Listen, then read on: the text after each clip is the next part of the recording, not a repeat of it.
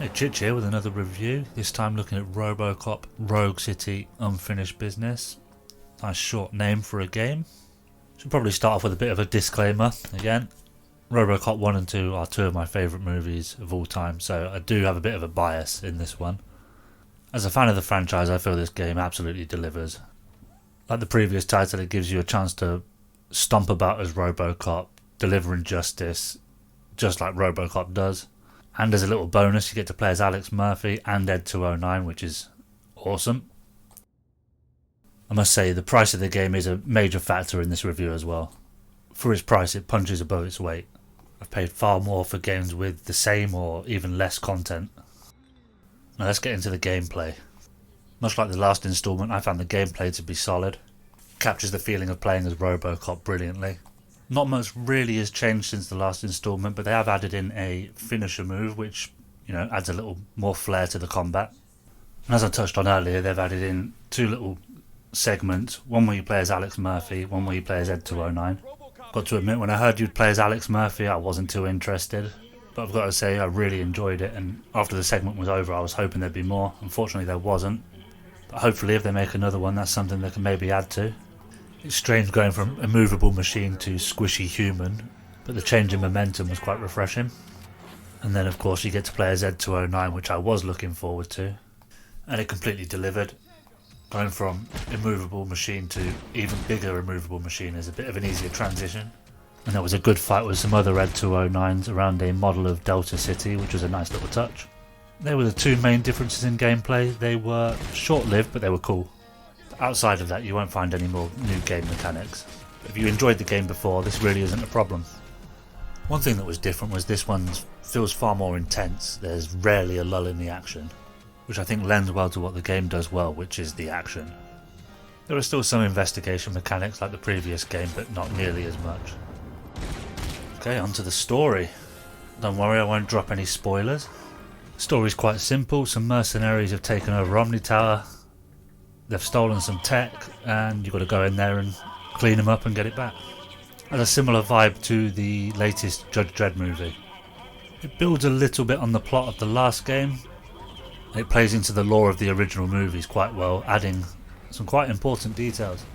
It also further bridges the gap between RoboCop 2 and RoboCop 3, introducing new info about Kanamitsu, and they also introduce a new enemy type, the prototype Otomo. Okay, what's next for me to waffle about? Guess we can speak about the visuals next. These are a little bit hit and miss. Sometimes in the right lighting, things look incredible. But in the wrong lighting, sometimes it looks like a PS3 game. In the moments where it does look good, it's genuinely impressive. Especially considering it's supposed to be a lower budget game. But then there's other times, specifically I've noticed when speaking to other NPCs, the lighting's flickering. It's almost like shadows are moving back and forward across their faces, and it's not great, but possibly something they could fix in an upcoming update. I should probably touch on the audio design. Not much has changed since the last game. In fact, I think it's all pretty much the same, but it's still one of my favourite things about the game. I'm a big fan of when they stick close to the source material, and they've used all the same sound effects from the movies and the same soundtrack. It's spot on, no complaints there. From the metallic clunk of every step of RoboCop to the sound his gun makes to the theme tune dropping, and we all know that theme tunes from the late 80s, early 90s, they just hit different. Next up, the performance. No massive complaints outside of the flickering light that we mentioned earlier in the visuals, and I did have a trophy that just won't pop, which is a bit annoying, but I'm sure they will sort it. I don't think that's happening to everybody though. But outside of those things, everything was quite stable, which is refreshing for a modern day release. And one thing I can say is the replayability on launch isn't great. The decisions you make don't really seem to matter, and you get all of the side quests done in one playthrough. At the time of making this review, there's no New Game Plus. When there's a New Game Plus, it might be worth going back to, fully upgrade all of the skills. I did jump back into the game to try and get this trophy that wouldn't pop, and I will say that once you get back into it, it's so intense that it's kind of hard to put back down. So there's not much reason to replay it again, but once you do start replaying it again, it is quite fun.